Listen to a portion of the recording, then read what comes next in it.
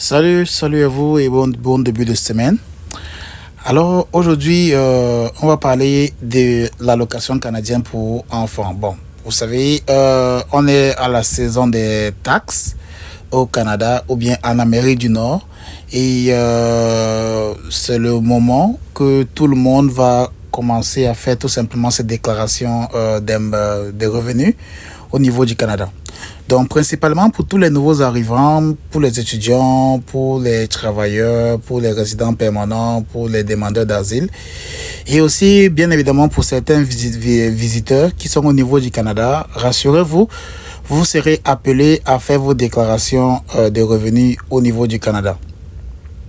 Et donc, en faisant vos déclarations, bien évidemment, pour ceux qui ont les enfants, vous devez savoir exactement à quoi vous attendre. Donc, il y a ce que on appelle l'allocation canadienne pour enfants. Donc, ce sont des allocations que le gouvernement fédéral donne tout simplement à toutes les familles résidant au niveau du Canada qui ont déjà tout simplement déclaré leurs revenus précédemment au Canada. Donc, ne pensez pas que parce que vous venez d'arriver, vous allez directement commencer à bénéficier. Non, il y a des critères pour que vous puissiez bénéficier de ce type d'allocation. Donc, on va voir ensemble qu'est-ce qu'il faut faire, qu'est-ce qu'il faut absolument faire pour être éligible pour ce type d'allocation si vous espérez venir avec vos enfants ou bien si vous êtes déjà au Canada avec vos enfants.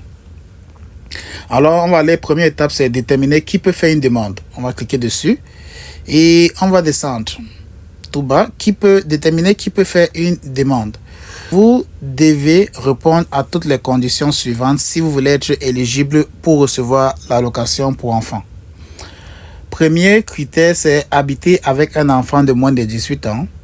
Deuxième critère, être le principal responsable des soins et de l'éducation de l'enfant. Troisième critère, être un résident du Canada aux fins de l'impôt. Donc, quand ils disent être un résident du Canada aux fins de l'impôt, ça veut dire que vous avez une résidence au Canada ou une adresse identifiable au Canada où vous avez vécu minimum au moins, ce que je sais, c'est ils vont toujours préciser 18 mois. Qu'il faudrait au moins que vous avez vécu dans l'adresse là au moins pour 1 an pour pouvoir vous considérer comme résident ou bien déclarant d'impôt au Canada. Donc, ça c'est être résident au Canada aux fins de l'impôt. Vous ou votre époux ou conjoint de fait devez être l'un des suivants. Un citoyen canadien, un résident permanent, une personne protégée, donc le statut de réfugié, un résident temporaire qui a habité au Canada pendant les 18 mois qui précèdent la demande, vous voyez. Donc, ça veut dire, pour être considéré comme déclarant d'impôt au Canada, vous devez avoir une adresse identifiable et que vous avez vécu dans l'adresse là au moins 18 mois. Pour les résidents temporaires, et qui possèdent un permis valide au 19e mois, autre qu'un permis avec la mention ne confère pas de statut ou ne confère le statut de résident temporaire.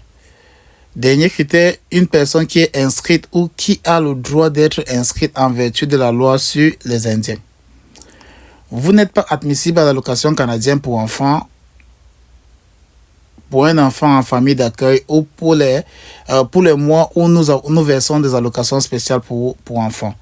Donc, voilà un peu les différents critères si vous voulez bénéficier des allocations pour enfants au niveau du Canada. Donc, si vous n'êtes pas dans ces critères-ci, vous ne pourrez pas faire votre demande pour cette allocation.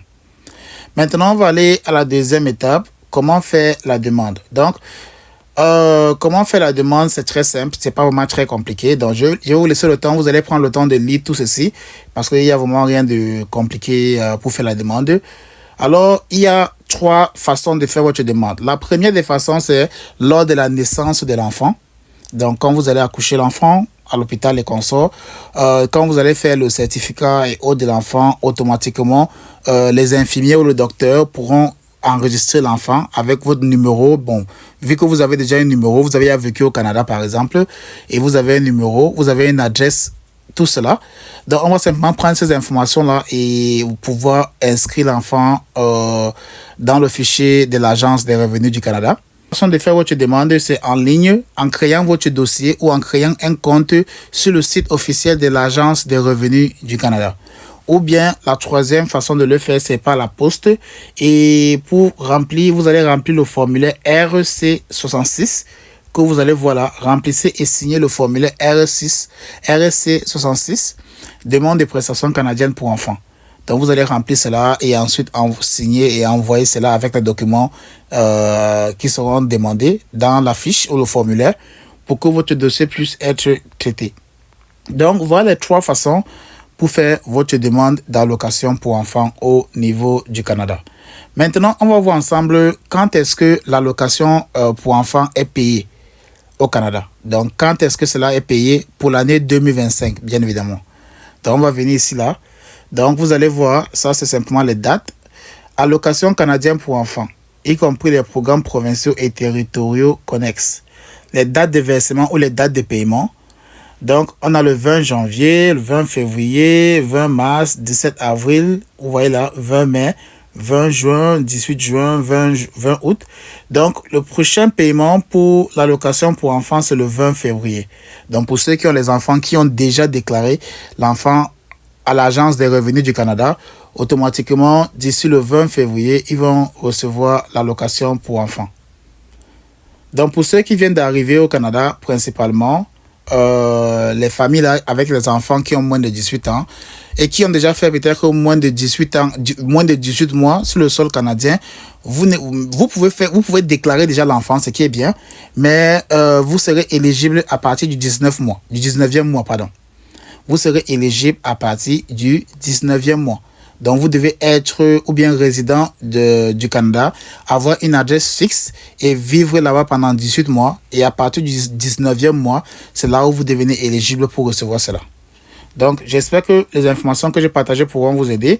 Parce que là, actuellement, si on est à la saison des taxes, et quand on est à la saison des taxes, on doit absolument savoir quel type d'allocation on va recevoir ou bien aussi quel type de bénéfices on va recevoir de l'Agence des revenus du Canada, comment faire ses impôts ou bien comment déclarer ses revenus d'ici début mars, parce que c'est à partir de là que tout le monde va commencer à faire ses déclarations de revenus ou ses déclarations d'impôts.